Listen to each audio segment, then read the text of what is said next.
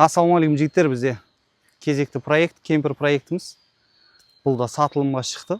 Бұны бітіріп қойғанымызға бір айдай уақыт болған, бірақ уақыттың тапшылығынан обзор түсіре алмай, сіздерге ұсына алмай жүрген болатынбыз. Бұл бізде кемпер проектіміз, жалпы ұзындығы ені ширинасы бойынша высотасы 1,25, ұзындығы 2,20, ширинасы 1,60 болып келеді. Бұның комплектациясына солнечный панельмен қамтылған, жалпы алдынан андай заводской пластик ящик орнатып, осының ішіне 10 ваттық, яғни осының өзіне жететін 7-8 лампочка жететін солнечный панель орнаттық. Одан кейін легковой машинаға мықтырақ болсын деп 2 тонналық парков орнаттық. 12 вольттық жарық шамдар, екі бетке екі бірдей терезе орнатқан болатынбыз. И заводской бізде осы кемпердің ручкаларын қойдық. И опорный стойкалар бізде.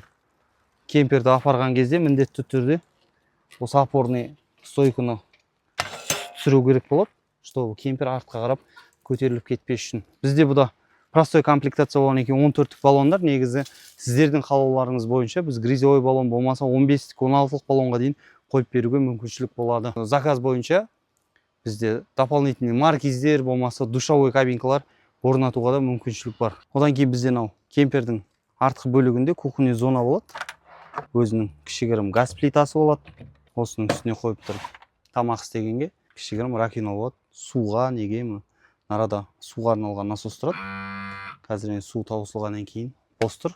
Қазір қарасаңыздар, күннен заряд алып 13% заряд көрсетіп тұр. Екі телефонға арналған және мынандай жарық шамдар қойып, одан бөлек мынандай магниталы орнатқанбыз. Енді жаңағы демалыста кішігірім көңіл көтеріп билегенге ыңғайлы болсын деген мақсатта.